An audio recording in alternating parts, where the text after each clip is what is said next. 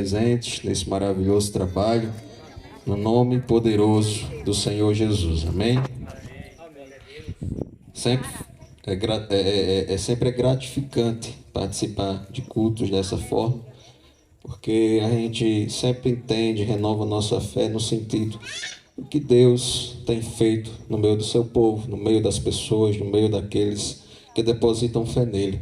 E o nosso espírito nessa noite é o mesmo espírito presente na leitura bíblica que aqui foi feita, né? Estamos aqui cantando com júbilo, estamos celebrando ao rochedo da nossa salvação. O texto nos convida a ir ao encontro com ações de graças, vitoriando-nos com os salmos. Por quê? Porque nós chegamos aqui na certeza de que o Deus Supremo e o grande Rei, acima de todos os deuses, está nesse lugar. Nas suas mãos estão as profundezas da terra e as alturas dos montes lhe pertencem.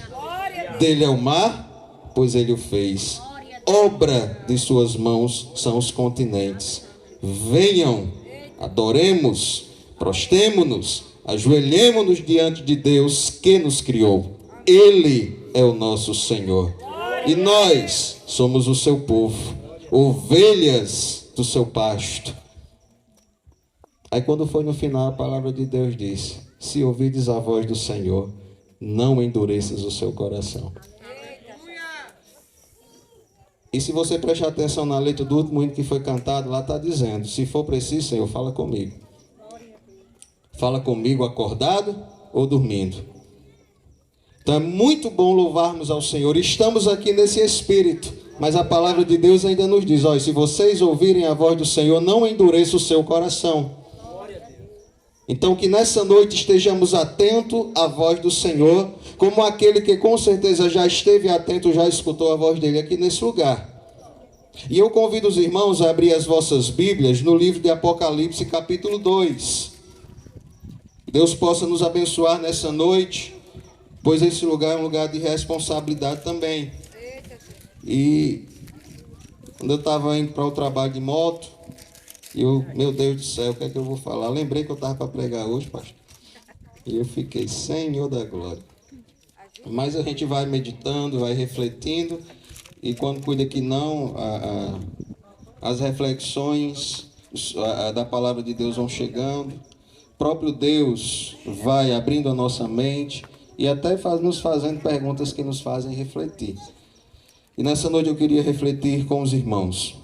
Apocalipse capítulo 2, versículo 1 a seguir. Rapidamente vamos ler esses versículos, alguns versículos do capítulo 2. Assim diz a palavra do Senhor: ao anjo da igreja em Éfeso escreva: estas coisas diz aquele que conserva na mão direita as 7 estrelas e que anda no meio dos 7 candelabros de ouro. Conheço as obras que você realiza, tanto o seu esforço como a sua perseverança. Sei que você não pode suportar os maus e que pôs à prova os que declaram apóstolos e não são, e descobriu que são mentirosos. Você tem perseverança e suportou provas por causa do meu nome sem esmorecer. Tenho, porém, contra você o seguinte: você abandonou o seu primeiro amor. Lembre-se, pois, de onde você caiu, arrependa-se e volte à prática das primeiras coisas. Se você não se arrepender, virei até você e tirarei o seu candelabro do lugar dele. Mas você tem a seu favor o fato de que odeia as obras dos nicolaítas, as quais eu também odeio. E a palavra de Deus aqui corrobora com o Salmo 95, porque diz no versículo 7: quem tem ouvidos ouça o que o Espírito diz às igrejas. Ao vencedor darei o direito de alimentar da árvore da vida que se encontra no paraíso de Deus. Amém? Que Deus nos abençoe nessa noite com esta palavra. E nessa noite, queria meditar com todos os que estão aqui presentes sobre uma palavra que Deus colocou em meu coração. E eu queria comentar, diante da reflexão que Deus me fez fazer durante o dia, sobre a questão da banalização da iniquidade. Banalização da iniquidade. Aí você pode me perguntar, o que significa banalização? O que quer dizer essa palavra? E eu digo nessa noite que banalizar algo é tornar algo comum, corriqueiro, como se fosse algo normal e que não tivesse problema nenhum em fazer. É transformar algo em algo comum. Isso é banalizar. E quando nós falamos em banalizar a iniquidade, quando você entende o que é o termo banalizar, você vai entender o que a frase quer dizer. Pois banalizar a iniquidade é transformar a iniquidade em algo comum. Mas você pode também me perguntar nessa noite, mas o que significa iniquidade? Aí eu trago uma comparação entre o que é iniquidade e o que é pecado. Porque se eu lhe perguntar o que é pecado, talvez você tenha algum tipo de noção do que significa pecar, do que significa pecado. Porque quando você escuta essa palavra, logo lhe remete à sua mente, acredito eu, o significado de erro. E você não está errado. Pecar é errar. Pecar é falhar. Pecar é cometer algo de errado. Mas que tipo de erro o pecado ele se enquadra? Aí nós, partindo para o que a Bíblia diz, nós entendemos que pecar significa infringir ou fazer algo contrário à vontade de Deus. E o significado do pecado, no original que a palavra de Deus nos traz no grego, ele vem significar que é uma falha. É como se você estivesse andando e tropeçasse. É como se você estivesse visualizando um alvo e falhasse aquele alvo. Então, o pecado é um erro, é como se você tropeçasse, é você errar o alvo. Quando você vai para a iniquidade, no original da palavra de Deus, que foi traduzido do grego, ele traz a gente entende que a iniquidade também é um erro, só que ela se torna um erro mais grave do que o pecado. Porque a tradução da palavra vem dizer que é a situação daquele que pratica algo que está contra a lei. É como se alguém estivesse na prática da violação de algum tipo de lei. E trazendo para a palavra de Deus, aquele que pratica a iniquidade, aquele que é considerado iníquo, é a condição de uma pessoa que de forma constante está a praticar algo errado. Então imagine que você está passando numa rua e você está prestes a ver que o sinal está para ficar vermelho. E qual é o sinal que a gente entende que o semáforo vai ficar vermelho? É porque antes de ficar vermelho ele fica amarelo. E você está lá com o bom intuito de não infringir o sinal vermelho. Só que quando você percebe que está ficando amarelo, você acelera o transporte para ver se pega o sinal ainda aberto. Só que talvez por algum azar, na hora que você tenta passar, o sinal fica vermelho na hora que você passa. Aí você ultrapassa o sinal vermelho. Você errou, você falhou, você tentou acertar, mas falhou. Isso seria pecar. Isso seria um dos tipos de pecado. Mas quando a gente fala de iniquidade, é aquela pessoa que sabe que o sinal vai ficar vermelho, mas vai ultrapassar mesmo assim. E ele ultrapassa o primeiro sinal, já pensando em ultrapassar o segundo, o terceiro e o quarto. E não pensa e nem calcula as consequências disso. Vocês estão entendendo a diferença?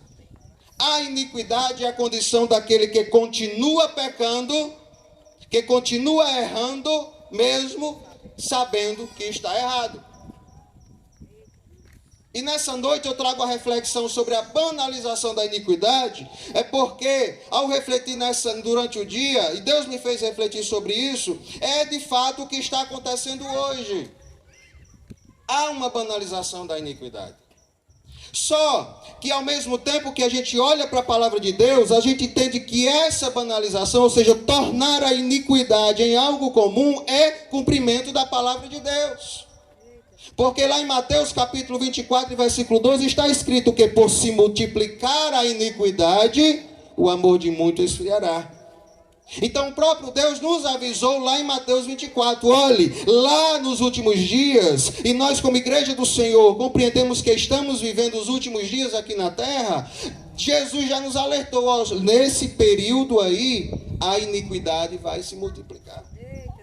Ou seja, o pensamento das pessoas de errarem e continuarem errando e continuarem pecando vai se multiplicar. E isso vai fazer com que o amor que deveria prevalecer enfraqueça. perca a sua força, esfrie, que é o termo que Jesus traz. Então, isso é cumprimento da palavra. E quanto ao cumprimento da palavra, nós não podemos fazer nada, porque a palavra de Deus, ela se cumpre. E ela se cumpre porque o dono da palavra faz questão que ela se cumpra. Glória a Deus. E diante dessa realidade, o que nós podemos fazer, visto que a palavra já nos diz que essas coisas vão acontecer? Nós precisamos ter cuidado para não estarmos dentro desse grupo que está banalizando a iniquidade. Certo? Nós precisamos estar fora deste grupo, porque este grupo vai existir. Mas aquele que tem ouvidos, que ouça. E a palavra de Deus nos afirmou: e ao ouvires a palavra do Senhor, não endureça o seu coração. E o que é que Deus está falando hoje? Fique fora desse grupo. Fique fora desse grupo.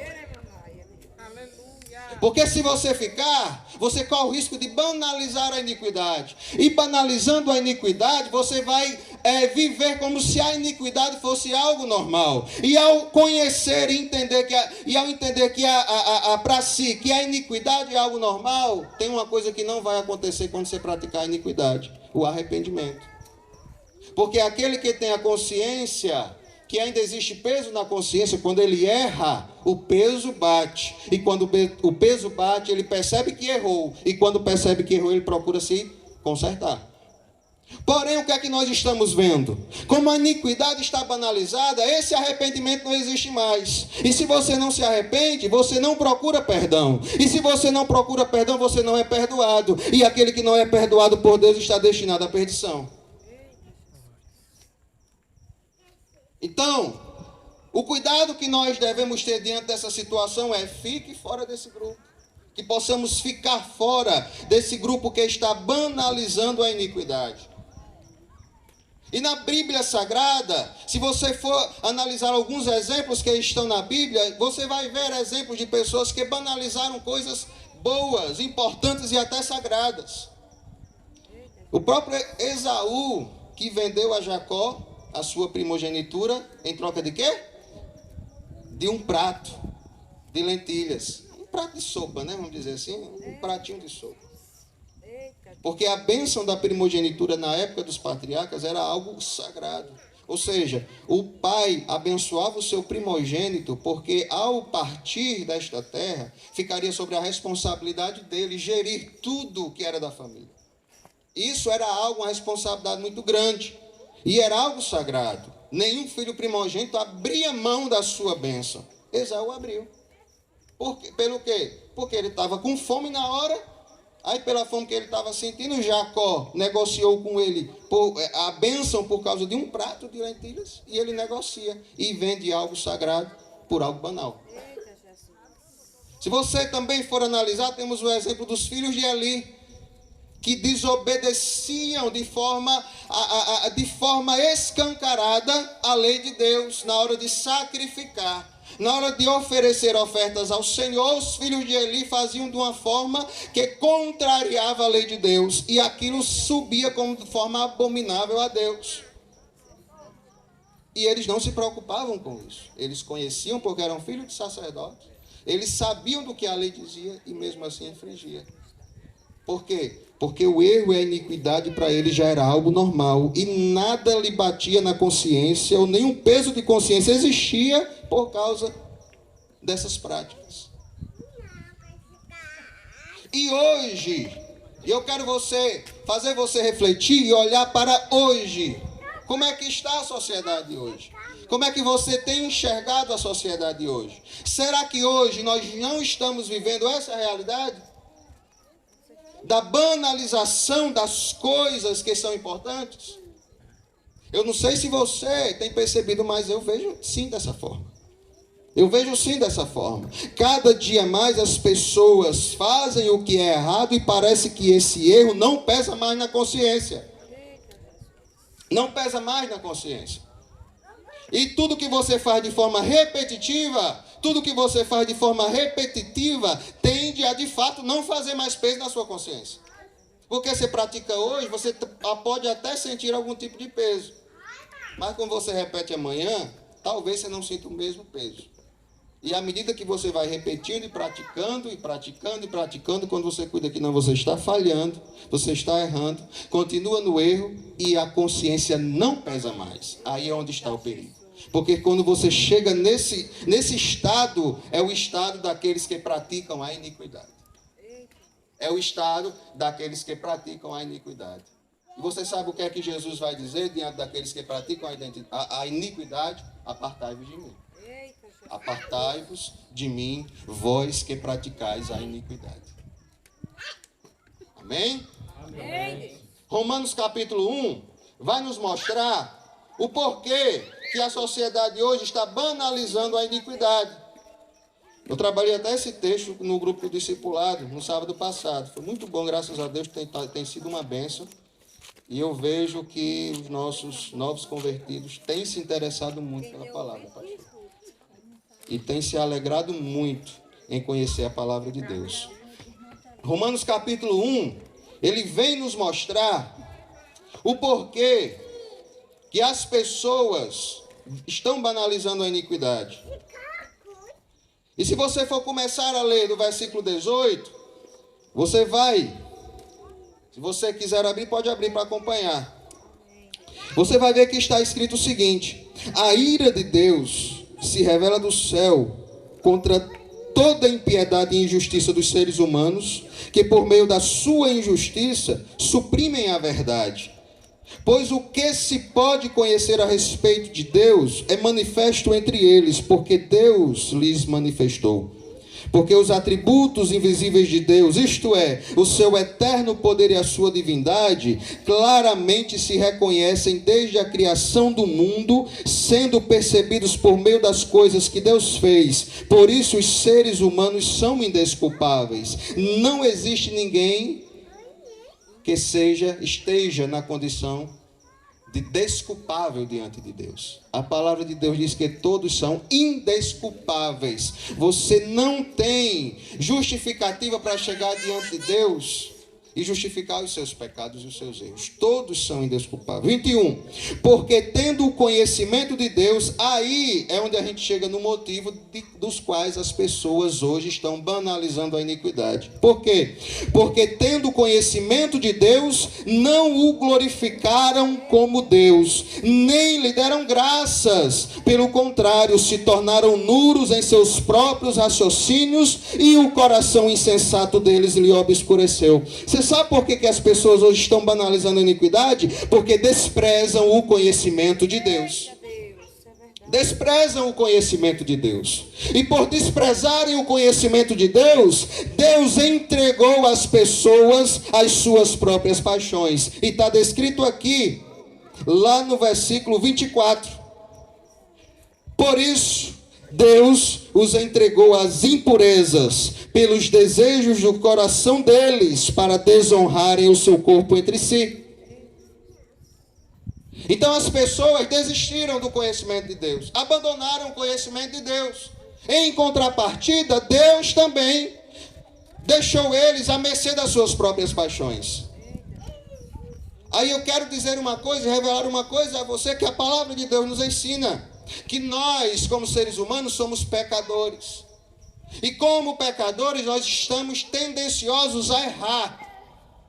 E quando Deus entrega o ser humano às suas paixões, o homem entregue às suas paixões só procura o quê? Errar. Só procura pecar. E a prática constante do pecado transforma ele no iníquo, aquele que pratica a iniquidade. E a prova está aqui, porque se você continua a ler, vai ver a consequência justamente dos homens entregues às suas paixões. 25. Eles trocaram a verdade de Deus pela mentira. Eles adoraram e serviram mais a criatura do que o Criador. 26. Por causa disso, Deus os entregou às paixões vergonhosas, porque até mulheres trocaram o modo natural das relações íntimas por outro contrário à natureza. Da mesma forma também os homens, deixando o contato natural da mulher, se inflamaram mutuamente em sua sensualidade, cometendo indecência homens com homens e recebendo em si mesmo a merecida punição do seu erro. E por haverem desprezado, olhe mais uma vez, e por haverem desprezado o conhecimento de Deus, o próprio Deus os entregou a um modo de pensar reprovável, para praticarem coisas que não convêm.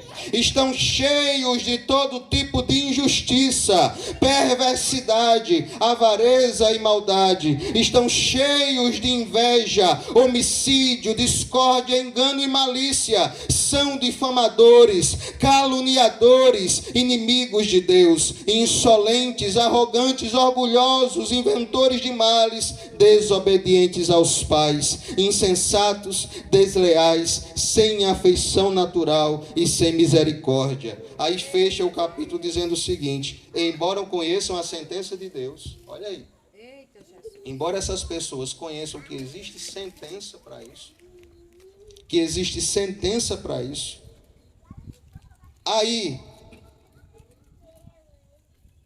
versículo 32, embora conheçam a sentença de Deus, de que os que praticam tais coisas são passíveis de morte, mesmo conhecendo e sabendo que a sentença de Deus para estas coisas é a morte, não somente praticam ou fazem, mas também aprovam os que praticam.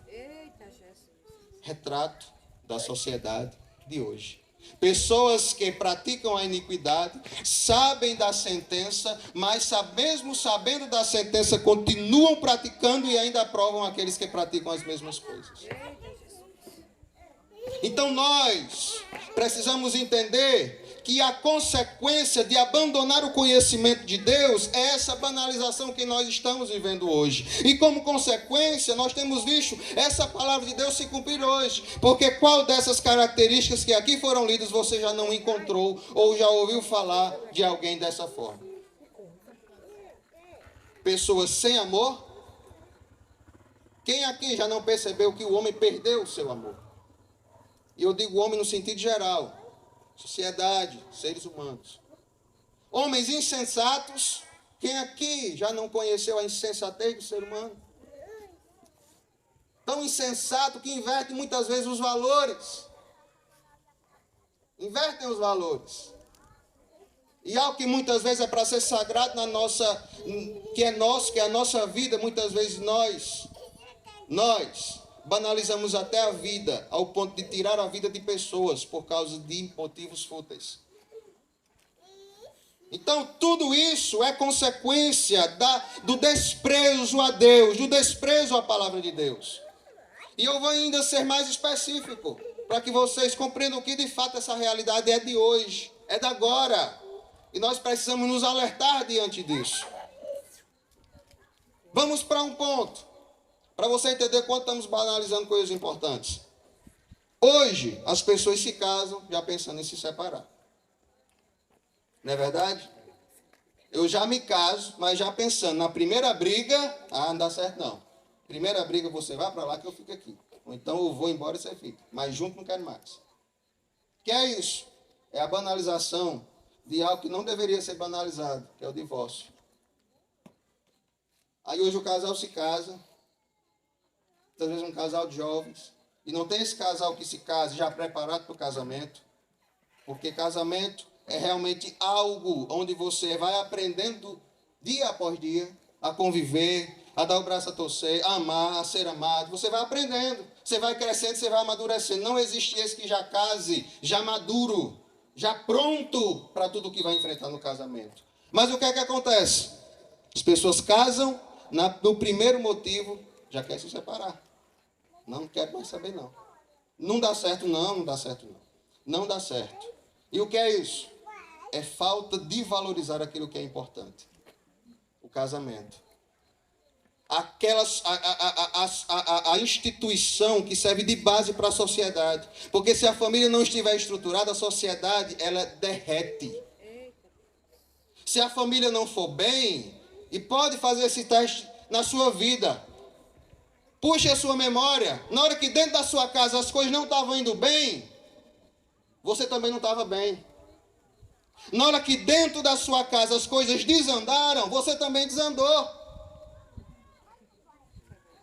Muitas vezes você preferia estar fora de casa do que dentro de casa. Mas aqueles que preferiram ficar e lutar, hoje contam a vitória. Do que aqueles que abandonaram aquilo que era sagrado e importante na primeira dificuldade. Então não banalize o divórcio. Não torne o casamento algo sem importância. Valorize a sua família. Amém. Valorize a sua família. Lute por ela. Sofra por ela. Chore por ela. Porque é a sua família quem lhe sustenta todos os dias. É ela quem tem a capacidade de se lhe sustentar nos momentos de dores. Porque muitas vezes nos momentos de dores que os de fora se afastam. E você só tem o conforto de dentro de casa. Para você tentar se levantar. Valorize o seu casamento. Valorize a sua família. Valorize os seus filhos. Valorize a sua esposa. Valorize o seu esposo. Lute. Não permita que as armadilhas do mal destruam a sua vida, começando dos seus. Eita, Jesus. Isso é um desafio para todos nós. Isso é um desafio para você que pensa em casar. E desde já eu bato palma se você pensa em casar. Porque tem muita gente que não pensa mais nem em casar. Hoje é só juntar. Porque é mais fácil de juntar. Se desfazer. É mais fácil separar.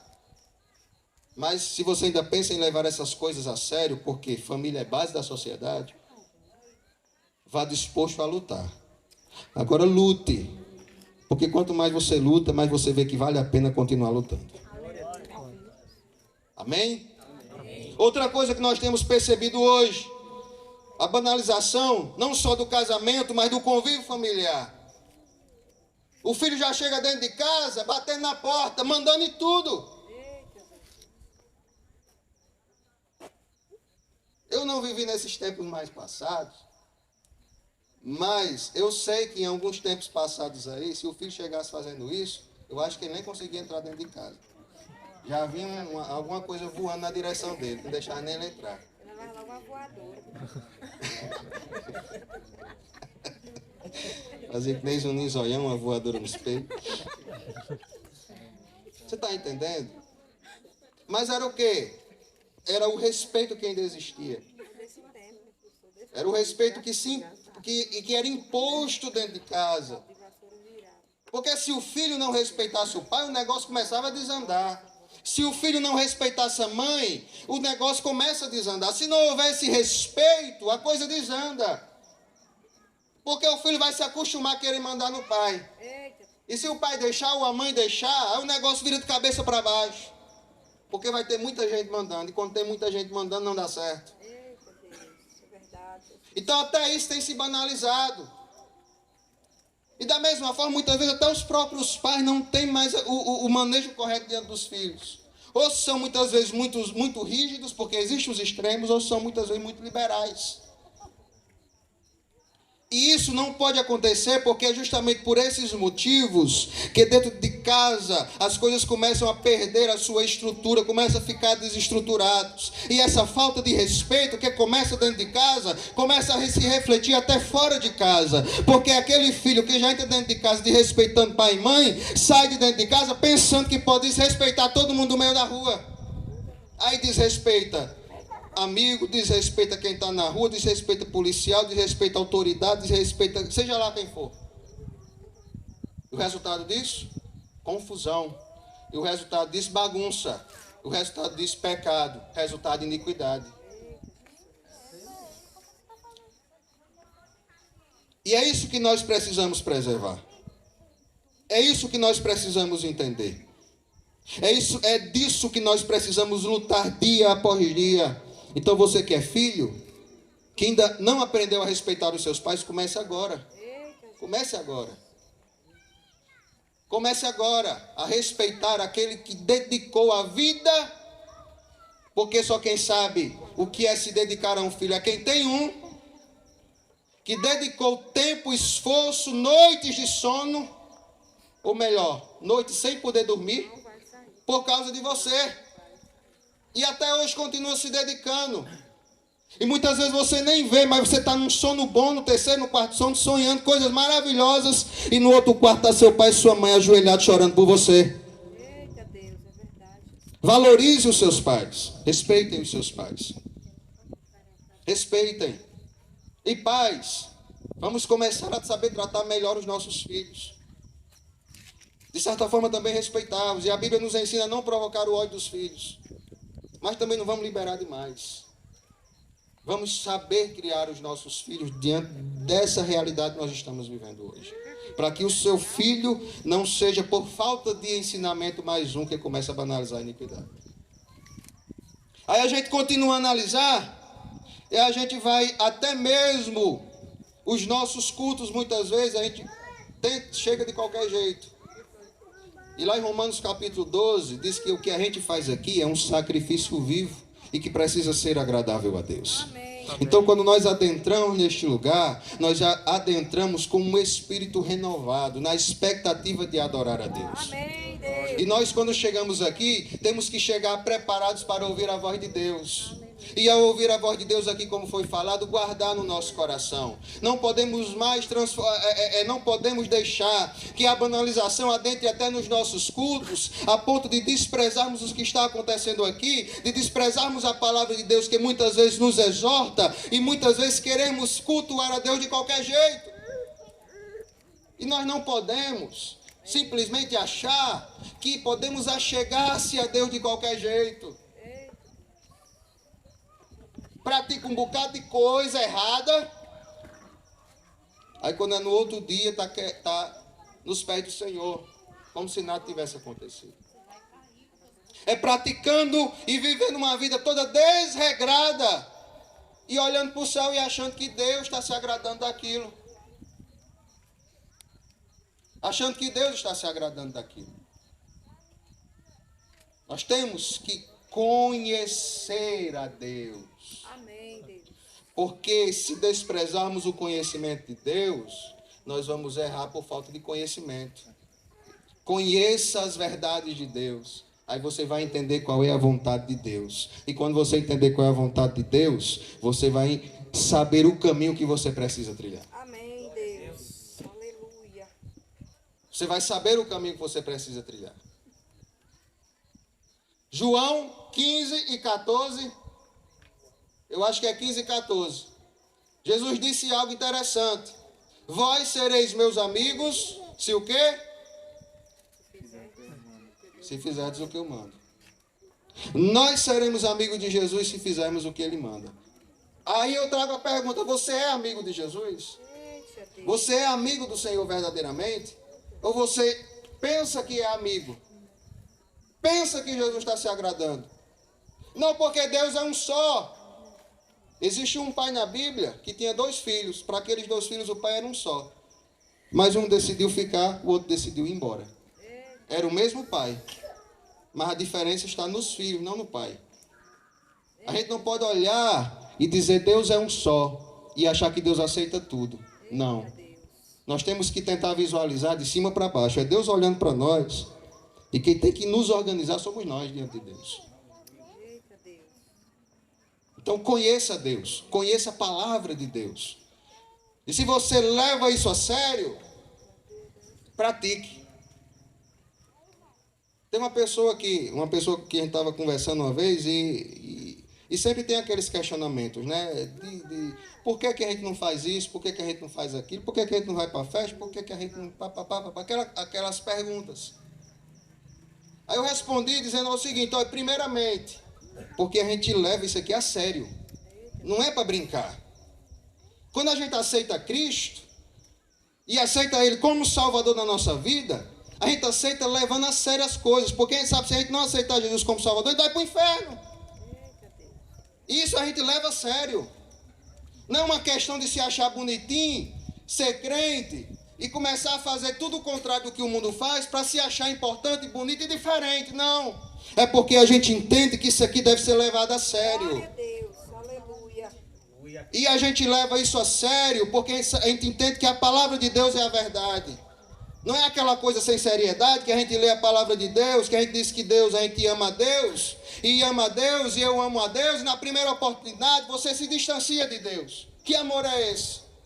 Que amor é esse? Como é que você quer servir a Deus fazendo tudo de ruim, tudo de errado? Como é que você quer que Deus se agrade de você se você faz tudo o contrário da palavra? Então, se você compreende que esta palavra é a verdade, se você acredita que ela é a verdade, ainda há tempo de se alertar e olhar para ela e levar isso a sério. Porque nós estamos aqui levando essa palavra a sério. Quando nós nos reunimos para louvar o Senhor, para ministrar e para propagar o Evangelho do Senhor, porque essa palavra é coisa séria. Não é só para você escutar hoje e amanhã esquecer, como como qualquer uma história do Chapeuzinho Vermelho, como uma história do lobo mau, que você escuta, aprende alguma coisa e depois esquece. Se você esquece é porque não é importante. Mas a palavra de Deus nós não podemos esquecer, pois é por esquecer que as pessoas estão caindo na iniquidade. Amém? Já estou terminando. Banalização das práticas mundanas comuns. Porque você vai lá para Gálatas, por exemplo, no capítulo 5, lá vai estar descrito várias obras que são consideradas na Bíblia como obras da carne. Aí vai estar lá listado um monte de coisa: prostituição, imoralidade sexual, lascívia, briga, porfia, inimizade, ira, idolatria, feitiçaria. E vai lá estar descrito, e Paulo vai dizer lá, com todas as letras ao final, que as pessoas que praticam tais coisas não herdarão o reino de Deus. Só que a gente tem olhado para a sociedade e parece que as pessoas têm abraçado tudo isso sem se preocupar com a sentença daquilo que vem, com a sentença que está para vir. E a gente percebe as pessoas adentrando nessas práticas, banalizando essas práticas erradas. Ora, qual é o casal hoje que não tem relação antes do casamento? Difícil. Está sendo cada vez mais difícil. E lá em Gálatas 5, isso é o quê? Prostituição, moralidade sexual. Se praticar, não herdará o reino de Deus. Feitiçaria, idolatria. Coloque alguma coisa acima de Deus na sua vida, você não tem como herdar o reino de Deus. Você é aquele que pratica a ira, porfia, a divisão. Você é uma pessoa que divide. Você é uma pessoa que pratica esses tipos de coisas. Não herdará o reino de Deus. Isso é sério. Precisa ser levado a sério. Mas ainda há solução para isso? Ainda tem solução para isso? Aí a gente vai voltar lá para Apocalipse capítulo 2. Porque lá em Apocalipse capítulo 2, se você prestou atenção, é uma carta endereçada a uma igreja. E existia uma coisa nessa igreja que não estava agradando ao seu pastor Jesus, porque foi o anjo da igreja, o Senhor Jesus, que enviou aquela carta àquela igreja. Ao anjo da igreja, né? Enviou ao anjo da igreja em Éfeso. Aí lá no capítulo 5, lá no capítulo 4, não, versículo 4 a seguir, vai nos mostrar que ainda existe uma saída para essas pessoas que praticam a iniquidade. Lá está escrito, versículo 4. A carta diz: tenho, porém, contra você o seguinte: você abandonou o seu primeiro amor. Tem solução para aqueles que abandonam o primeiro amor, que a gente pode, por alusão, tratar aquelas pessoas que abandonam a verdade de Deus? Versículo 5 nos traz a receita. Lembre-se, pois, de onde você caiu. Arrependa-se e volte à prática das primeiras coisas. Você sabe qual é o segredo para abandonar a prática da iniquidade? Arrependa-se. Arrependa-se. Olhe para trás, volte o seu olhar. Tente visualizar de onde foi que você se desvirtuou. Aonde foi que você errou o caminho. E volte, porque ainda dá tempo de voltar. A palavra de Deus diz: buscai ao Senhor enquanto Ele está. Buscai ao Senhor enquanto se pode. E invocai-o enquanto Ele está. Aproveite ainda enquanto há tempo. Estamos aqui festejando alegres, estamos aqui alegres juntamente com aqueles que festejam conosco, os anfitriões dessa festa, e entendemos que Deus faz, que Deus abençoa, que Deus é grande, e se a gente fosse abrir aqui a oportunidade, passava a noite todo dia contando testemunho. Mas saiba também que hoje é necessário que a gente se arrependa, que olhemos para trás, e se existe ainda alguma coisa que não agrada a Deus, ainda há tempo de mudar, porque Deus ainda está está com os braços abertos, que nem aquele pai que viu o filho sair, mas cheio de esperança e alegria, esperou o filho voltar, e o filho voltou. E quando o filho voltou, sabe o que é que ele fez? Ele recebeu com festa. Deus quer te receber com festa. Deus está de braços abertos para festejar a sua volta. Você ainda tem chance, a humanidade ainda tem oportunidade, aqueles que praticam a iniquidade ainda têm a oportunidade de se voltar para Deus enquanto ainda é tempo. E nessa noite está colocado o convite que você possa também, ao ouvir a palavra do Senhor, não endurecer o seu coração. Que você, ao ouvir a palavra do Senhor, escute com o seu coração e entenda que é o Espírito Santo do Senhor falando com você através desta palavra. Amém, Deus. Aleluia. E não se conforme só com as bênçãos desta terra, porque é muito bom e é necessário, porque mostra o poder de Deus nas nossas vidas. Ser curado, ser liberto, ser transformado é maravilhoso. Mas não existe milagre maior do que a salvação em Cristo Jesus. E nessa noite está sendo ofertada a salvação para a sua vida. Então, conheça a vontade de Deus. Não despreze o conhecimento do Senhor. Não despreze o conhecimento do Senhor. E eu deixo a pergunta, o seguinte questionamento, que foi o que me fez refletir durante todo o dia. Até que ponto você de fato leva a sério aquilo que você acredita? Até que ponto, de fato, você leva a sério aquilo que você acredita, ou pelo menos diz que acredita? E isso serve para todos nós, inclusive para mim. Porque muitas vezes a gente abre a boca dizendo uma coisa, na primeira oportunidade a gente volta, a gente faz totalmente diferente aquilo que a gente diz que acredita. Por isso que há o desprezo da palavra do Senhor, porque todo mundo conhece, muita gente conhece, mas a maioria não pratica. Então, até que ponto você de fato acredita ou leva a sério aquilo que você acredita? Leve a sério as coisas importantes dessa vida. Leve a sério a palavra de Deus. Quando você abrir a boca para dizer que ama a Deus, reflita antes de dizer. Reflita antes de dizer.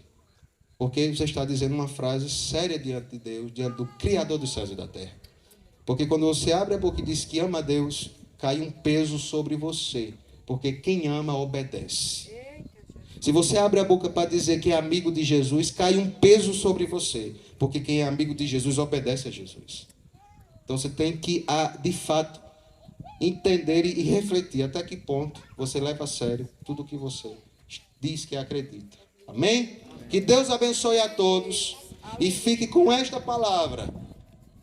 Leve a sério a palavra de Deus, porque ela tem muito a fazer nas nossas vidas. Certo? Então que Deus abençoe a todos no nome de Jesus.